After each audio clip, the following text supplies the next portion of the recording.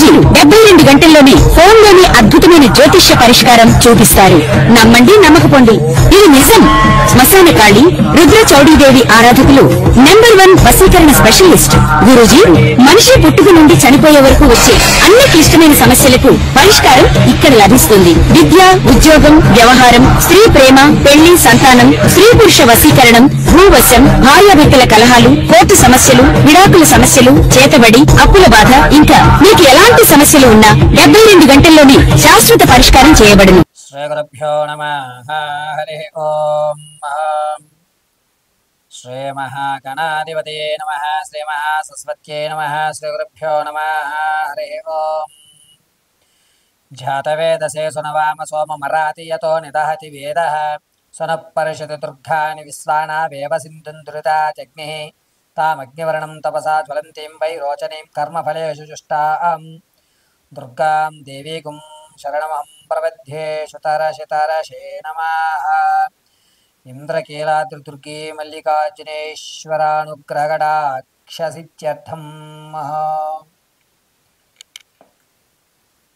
ఈ జూన్ నెలలో 7వ తారీఖు నుండి కూడా కుజుడు, కేతువు అగ్నిస్థానానికి ప్రవేశించడం వల్ల ద్వాదశ రాశుల వారికి ఏ విధమైనటువంటి విపత్తులు రాబోతున్నాయి, ఏ విధమైనటువంటి అదృష్టం కలగబోతోంది, ఏ విధమైనటువంటి అనారోగ్య సమస్యలు ఎదురవుతాయి, ఆర్థికంగా లాభపడుతున్నారా, నష్టపోతారా అనేటువంటి విషయాన్ని పరమేశ్వరి అనుగ్రహంతో యథాశక్తానుసారము నాకు అమ్మవారు కలగజేసిన జ్ఞానయుక్తంతో మీ అందరికీ కూడా ఈ 12 రాశుల వారికి కుజుడు కేతువుతో జూన్ 7వ తారీఖు నుంచి జూలై 26 తారీఖు వరకు కూడా కేతువుతో కుజుడు ఉండడం అనేటువంటిది ఈ 2 నెలల్లో జరిగేటువంటి విపత్తులను మీ ముందుకు తెలియజేయడానికి వచ్చుతున్నాను. అదేవిధంగా ప్రతి రాశి వారు కూడా ఈ 2 నెలలు ఆర్థికంగా, ఆరోగ్యంగా ఏ విధంగా నిలబడాలి, ఆ సమస్యల నుంచి ఏ విధంగా గట్టెక్కాలి, తమ అనుకున్న కార్యక్రమం దిగ్విజయం చేయాలి అంటే ఏ దేవతను అర్చన చేయాలి, ఏ దేవతామూర్తిని మనం పూజించుకోవాలి, ఏ విధంగా ఆ సమస్య నుంచి మనం గట్టెక్కాలి అనేటువంటి విషయాన్ని నాకు పరమశివుడు కలగజేసిన జ్ఞానం మేరకు మీకు తెలియజేయడం జరుగుతూ ఉంటుంది. ఈ యొక్క కుజుడు, కేతువు ఇరువురు కూడా అగ్నిస్థానంలో నిలబడి ఉండడం, అందలి కూడాను చాలా ఆలోచనాయుక్తంతో కేతువు వేగరంగా తన ఆలోచనల్ని పరిగణించడం, కుజుడు అంత కంగారు పడకుండా నెమ్మదస్తంతో మనం అడుగు వేయాలి అనేటువంటి విషయాన్ని తెలియజేయడం జరుగుతుంది. ఇలా ఈ ఇరువురు కూడా ఒక స్థలయుక్తంలో నిర్మాణం అయ్యి మన యొక్క జాతక చక్రంలో తమ స్థితిని మార్చుకునేటువంటి విధానాన్ని అనుసరించి ఈ 2 నెలల్లో కూడా వారు ప్రతి జాతకుడి యొక్క భవిష్యత్తుని అంటే జరగబోయేటువంటి 2 నెలలని 60 రోజుల్ని మనల్ని వారు ఆదేశిస్తారు. ఈ ఆదేశాల్లో ఎంతటి ఇబ్బందులు కలగకుండా మనం దాన్ని అధిగమించుకోవడానికి తీసుకోవలసిన జాగ్రత్తలు అనేటువంటివి మీకు తెలియజేయడం జరుగుతుంది. కాబట్టి ఈ జాగ్రత్తలు పాటించుకుని మీ యొక్క సమస్యల్ని అధిరోహించుకుని అమ్మవారి కటాక్షం పొందుతూ ఉన్నతమైనటువంటి మీ కార్యక్రమాలు, క్రతువులు, మీ యొక్క పనులు పూర్తి చేసుకోగలరని తెలియజేయడం జరుగుతుంది. తదుపరి కర్కాటక రాశి వారు.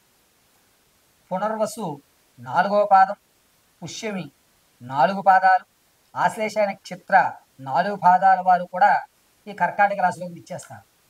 కర్కాటక రాశి వారికి జూన్ 7వ తారీఖు నుంచి కేతు కుజుల్లో ప్రవేశించడం వల్ల అనూహ్యమైనటువంటి మార్పులు జరుగుతున్నాయి. ఏ విధమైనటువంటి మార్పులు జరుగుతున్నాయి అంటే, మొట్టమొదటగా స్నేహితుల్లో మీరు ఎక్కడైతే అవమానపడ్డారో అక్కడ మీరు నిలబడేటువంటి అవకాశం, ఎక్కడైతే మిమ్మల్ని పొమ్మన్నారో అక్కడ మిమ్మల్ని సాలువాలు కప్పి మిమ్మల్ని ఒక గౌరవప్రదానంలో కూర్చోబెట్టేటువంటి అవకాశం జూన్ 7 నుంచి జూలై 29వ తారీఖు వరకు అద్భుతమైనటువంటి అవకాశంగా నడుస్తుంది. శనీశ్వరుడు, బుధుడు ఈ ఇరువురు వ్యవస్థని కూడా కేతు కుజుడు వ్యవస్థలో సవ్యంగా చూడటం వల్ల, స్వవ్యవస్థ అనుసరించుకోవడం వల్ల, అరే వీడి వల్ల ఏ తప్పు జరగలేదు అని చెప్పి మిమ్మల్ని కోర్టు వ్యవహారం కానీ, అదేవిధంగా ఆస్తి తగాదాలో కానీ, స్త్రీ వ్యవస్థల్లో కానీ, ఇంతకుముందు మీరు పడిన నీలాపనిందలు ఏదైతే ఉన్నాయో ఆ నీలాపనిందలు తొలగి ఇతని వల్ల కాదు, ఎవరో ఇతన్ని ప్రలోభపెట్టి చేయించారు, లేకపోతే ఇతను చేసేవాడు కాదు అని ఖచ్చితంగా మిమ్మల్ని మీ యొక్క తప్పు నుంచి పక్కకు పెట్టి మిమ్మల్ని ఒక ఉన్నతమైన స్థాయిలో చూడటం అనేది జరుగుతుంది. ఆర్థికంగా ఎవరైతే చిక్కుకుపోయారో, ఎవరైతే నష్టపోయారో ఇప్పటి వరకు కర్కాటక రాశి వారికి, వారు ఆర్థికంగా నిలబడడానికి ఒక అవకాశం అనేటువంటిది ఏర్పడము జూలై 3వ తారీఖు నుంచి ఏర్పడుతుంది. ఇప్పటి వరకు నీలాపనిందలు తగ్గుతాయి.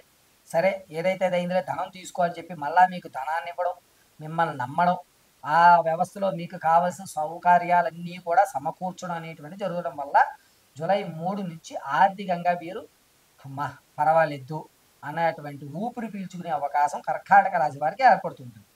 కేతువు కుజుడు యుక్తంలో ఉండడం వల్ల సంతాన యుక్తంతో ఎవరైతే శిశుచరణం జరుగుతుందో వాళ్ళకి కాస్త ఇబ్బందిదాయకంగా ఉంటుంది. పిల్లలు పేగి మెల్ల వేసుకోవడం కానీ, లేక ఉండవలసిన దానికంటే అధిక మొత్తంలో ఈ జాండీస్ అనేటువంటి ఉండడం కానీ, కాస్త పిల్లలు జనించిన తర్వాత ఒక 20-24 రోజుల వరకు కూడా అధికంగా మిమ్మల్ని ఇబ్బంది పెట్టేస్తారు. ఆరోగ్యపరంగా ఎప్పటికీ హాస్పిటల్ యుక్తంతో తిరగడం అనేటువంటి కొంచెం చికాకు కలిగించి పిల్లలు అనేటువంటిది వ్యవస్థ నడుస్తూ ఉంటుంది.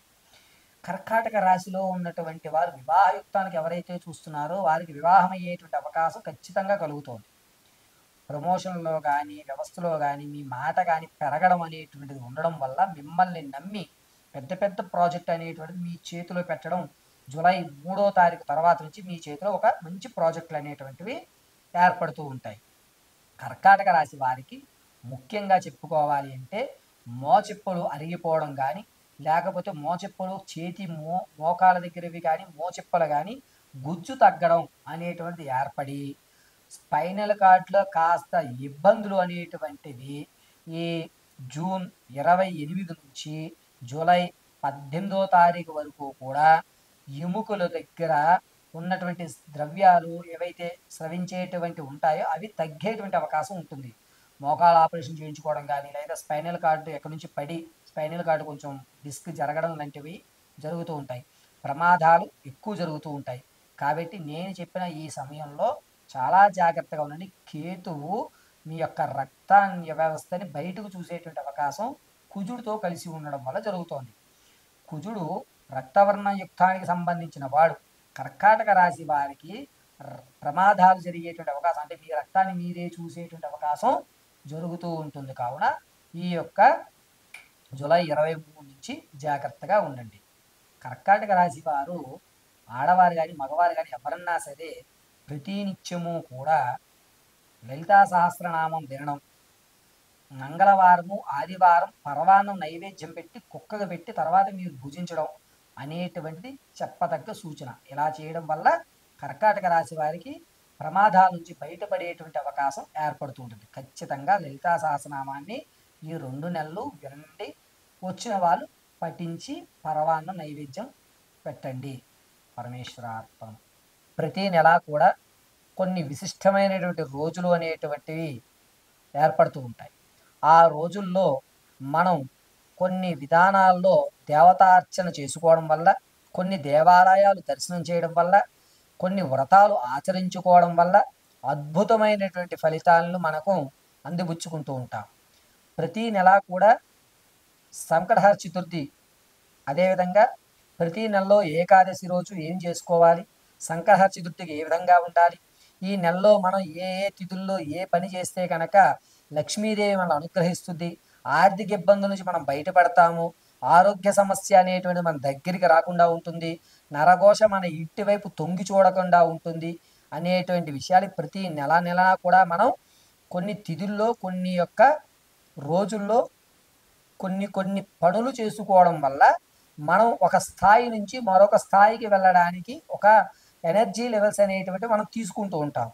అదేవిధంగా వచ్చేటువంటి జూన్ నెలలో జరిగేటువంటి రోజుల్లో మనం చేయవలసినటువంటి పనులు ఏమిటి, దానివల్ల మనకి జరిగేటువంటి అద్భుత ఫలితాలు ఏమిటి అనేటువంటిది మనం తెలుసుకుందాం. ఈ తారీఖుల్లో నేను చెప్పేటువంటి ఈ తారీఖుల్లో నేను చెప్పిన విధంగా మీరు పూజ ఆచరించుకోవడం, లేదా ఆ క్రతువుని అనుసరించి లేకపోతే ఆ విధానాన్ని మీరు ఆచరణ చేయడం వల్ల మీకు మంచి ఫలితాలు అనేటువంటివి ఖచ్చితంగా ఏర్పడతాయి. పార్వతీ పరమేశ్వర అనుగ్రహం ఖచ్చితంగా మీ ఇంట కలుగుతూ ఉంటుంది. అష్టలక్ష్మి అనుగ్రహాలతో ఆర్థిక ఇబ్బందులు తొలగి ఒక స్థాయి అనేటువంటిది మీకు ఏర్పడుతూ ఉంటుంది. కావున జూన్ నెలలో జరిగేటువంటి విషయాలు ఏమిటో చూద్దాం. ముందుగా జూన్ నెలలో 6వ తారీఖు ఏకాదశి శుక్రవారం రోజున గాయత్రి జయంతి అని అంటారు. ఆ రోజు శుక్రవారం రావడం, అందులోనూ ఏకాదశి కలిగి రావడం, గాయత్రీదేవిని ఆరాధించడం అనేటువంటిది సకల రోగాలకి, ఆర్థికమైనటువంటి ఎన్నో ఇబ్బందులు పడుతున్న వారికి గాయత్రీదేవి అద్భుతమైనటువంటి మహత్యాన్ని కలగజేసేటువంటి దేవతామూర్తి. కాబట్టి 6వ తారీఖున శుక్రవారం రోజు ఏకాదశి తిథినందు ప్రతి ఒక్కరూ కూడా తెల్లవారుజామున 6:30లోగా ఇంటిని శుభ్రంగా గావించుకుని తులసి మొదటి యందు చక్కగా కాస్త నీళ్లు ఉంచి పసుపు కుంకుమ కాస్త గంధము 2 అగరబత్తులు వెలిగించుకుని యథాశక్తానుసారం అనుష్ఠాన పరులు ఎవరైతే అంటే మంత్రం ఉపదేశం తీసుకున్నటువంటి వారు ఎవరైతే ఉంటారో వారు ఎర్రటి 5 మందారాలు చేతిలో పట్టుకుని గాయత్రి మంత్రాన్ని కానీ లేదా మీ అనుష్ఠానమైనటువంటి దేవతామూర్తి అనుష్ఠానం కానీ గావించుకోవడం.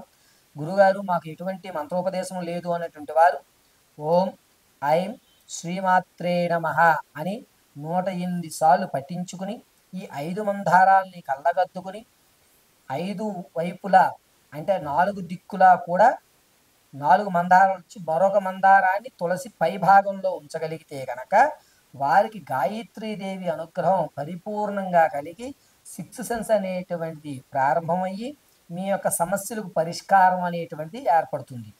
అదేవిధంగా 7వ తారీఖు ద్వాదశి అంటే శనివారం రోజు, తదుపరి రోజే శనివారం. ఏకాదశి ఉపవాసం ఉన్నవారు ద్వాదశిన ఆ ఉపవాసాన్ని విడిచిపెడతారు. ద్వాదశి శనివారం రోజున వైష్ణవ రామలక్ష్మణ ద్వాదశయుక్తము అంటారు దీన్ని. కాబట్టి ఎవరికైతే ఆర్థికంగా ఇబ్బంది పడుతున్నారో అంటే అప్పు కూడా పుట్టకుండా ఎవరైతే ఇబ్బందులు పడుతున్నారో వారు ఈ 7వ తారీఖు శనివారం రోజున వేకువజామున 6:30లోగా ఇల్లంతా శుభ్రంగా గావించుకుని 7:42 లోపు మీ చేతిలో తులసి దళాన్ని ఉంచుకుని పురుష సూక్తాన్ని కానీ లేదా సుప్రభాత సేవను కానీ వింటూ శ్రీమన్నారాయణాయ నమః, శ్రీమన్మహానారాయణాయ నమః, శ్రీమహాదేవదేవాయ నారాయణాయ నమః అంటూ 108 సార్లు పఠించి ఆ తులసి దళాన్ని కళ్ళగత్తుకుని మీ పూజామందిరంలో వెంకటేశ్వర స్వామి వారి పాదాల దగ్గర పెట్టి వరిపిండితో నేతితో దీపారాధన, వరిపిండిని తీసుకుని దీప ప్రమిదలోగా ఏర్పరచుకుని అందులో నెయ్యి పోసి దీపారాధన చేయడం వల్ల 7వ తారీఖు శనివారం ద్వాదశి సంఖ్యాపరంగా కూడా 7 అనేటువంటి శనీశ్వరునికైతే ఇష్టమైనటువంటి సంఖ్యాపరిమాణం. కాబట్టి ఆ రోజు నారాయణ కటాక్షం కలిగి ఆర్థిక ఇబ్బంది అనేటువంటి పూర్తిగా తొలగేటువంటి అవకాశం ఏర్పడుతుంది. ఇక జూన్ నెలలోనే 10వ తారీఖున మంగళవారం రోజు ఉదయం 10:47 తర్వాత పౌర్ణమి అనేటువంటిది ఏర్పడుతుంది. అంటే మంగళవారం సాయం సంధ్య వేళ మనకి పౌర్ణమి ఉంటుంది పూర్తిగా. కాబట్టి మంగళవారం రోజు సాయంత్రం వేళ 7:42 గౌరీదేవి పూజ చేయడం వల్ల ఎవరైతే మీ యజమానులు అంటే మీ భర్త అనారోగ్యంగా ఉన్నా, అదేవిధంగా మీ భార్య అనారోగ్యంగా ఉన్నా, మగవారైతే ఏదన్నా దేవాలయంలో అమ్మవారి దేవాలయంలో తెల్లటి మల్లె పువ్వులతో మంగళవారం రోజు 10వ తారీఖున మంగళవారం రోజు మల్లె పువ్వులతో అమ్మవారి అర్చన గావించడం. అదేవిధంగా ఆడవారైతే అమ్మవారికి ఒక మల్లె పువ్వు కాస్త కుంకుమ తీసి అమ్మవారి పాదాల వద్ద గౌరీదేవి అష్టోత్తరం చదువుతూ పూజ చేయడం వల్ల మీ యొక్క భర్త ఆరోగ్యం లేదా మీ యొక్క భార్య యొక్క ఆరోగ్యము కుదుటపడి గండం నుంచి గట్టెక్కేటువంటి అవకాశం ఈ మంగళవారం రోజు 10వ తారీఖున అమ్మవారి కటాక్షంతో పౌర్ణమి యుక్తంతో నడుస్తుంది. ఇక 11వ తారీఖు నుంచి కూడా గురుమూఢమి ప్రారంభం. 11వ తారీఖు తర్వాత అంటే జూన్ 12 నుంచి ముహూర్తాలు అనేటువంటి అంటే వివాహానికి కానీ ఉపనయనానికి కానీ గృహప్రవేశానికి కానీ 11 తర్వాత ముహూర్తాలు ఉండవు. గురుమూఢమి ప్రారంభం అవుతుంది. ఒక నెల రోజుల పాటు ఈ విషయం నడుస్తూ ఉంటుంది. ఇక 14వ తారీఖున సంకటహర చతుర్థి. 14 శనివారం సంకటహర చతుర్థి. ఎవరైతే సంకటహర చతుర్థి గణనాథుడికి నమస్కారం చేస్తూ 5 మాసాలు అంటే నెలకు ఒకసారి సంకటహర చతుర్థి వస్తుంది. 5 నెలలు ఉదయమే 6 గంటల కల్లా ఇల్లంతా శుభ్రం గావించుకుని 6:30 కల్లా స్నానాన్ని పూర్తి చేసుకుని ఏదన్నా గణపతి దేవాలయంలో కొబ్బరి నూనెతో దీపారాధన చేసి, అయ్యా నాకు తీరని కోరిక ఉంది అంటే మీరు ఎప్పుడూ కూడా ఈ ఈ సమస్య గట్టెక్కేయాలి అనుకుంటాం కానీ, లేకపోతే ఈ సమస్య నుంచి నేను బయటపడిపోయి ఆనందంగా ఉండాలని కానీ ఏ కోరిక అయితే ఉంటుందో, మిమ్మల్ని చికాకు పెట్టేటువంటి కోరిక ఏదైతే ఉంటుందో ఆ కోరికను గణపతి ముందు చెప్పుకుని కొబ్బరి నూనెతో దీపారాధన చేసి ఉదయం అంతా కూడా ఉపవాసం గావించి సాయంత్రం వేళ 7:30 స్వామివారికి పంచామృతాలతో అభిషేకం గావించి ఉండ్రాలు నైవేద్యం సమర్పించి ఆ ఉండరంలో ఒక 5 ఉండరాలు మీరు మీ పిల్లలు భుజించగలిగితే గనక అద్భుతమైన ఫలితం, సంకటహర చతుర్థులు చేయడం వల్ల అద్భుతమైన ఫలితం కలిగి గణపతి కటాక్షం వల్ల మీ కష్టం అనేటువంటి తీరిపోతుంది. ఉదయం అంతా ఉపవాసం ఉండాలి, సాయంత్రం వేళ చంద్రుని చూసి భోజనం ఆచరించాలి. ఇది 14వ తారీఖున సంకటహర చతుర్థి శనివారం రోజు జరుగుతూ ఉంటుంది. ఇక 27వ తారీఖు నుంచి కూడా పూరిలో జగన్నాథుని యొక్క రథచక్రములు బయలుదేరుతూ జగన్నాథ స్వామి వారి యొక్క శోభాయమైనటువంటి యాత్రకి ప్రారంభమైనటువంటి రోజు 27వ తారీఖు శుక్రవారం రోజు. శుక్రవారం మహాలక్ష్మీదేవి అనుగ్రహంతో పూరి జగన్నాథ రథయాత్ర కార్యక్రమాలు ప్రారంభమవుతూ ఉంటాయి. కాబట్టి 27వ తారీఖు ఉదయం 6:30 గంటల్లోగా ఇల్లు శుభ్రం గావించుకుని మీ ఇంటి నందు ఉన్నటువంటి లక్ష్మీదేవికి అష్టోత్తర శతనామాలు చదువుకుంటూ తులసి దళాన్ని సమర్పించి శ్రీమన్నారాయణాయ నమః అంటూ ఎవరైతే పూరి జగన్నాథుని యొక్క కొలుస్తారో వారి ఇంట అష్టలక్ష్ములు కొలువు తీరేటువంటి అవకాశం ఏర్పడుతూ ఉంటుంది. ఇక 29వ తారీఖు నుంచి బోనాలు ప్రారంభం. తెలంగాణ వాసులకి అదేవిధంగా ఆంధ్రాలో ఉన్నటువంటి గ్రామ దేవతలకి అత్యంత ప్రీతికరమైనటువంటి బోనాల కార్యక్రమం అనేటువంటి 29వ తారీఖు నుంచి ప్రారంభమవుతూ ఉంటాయి.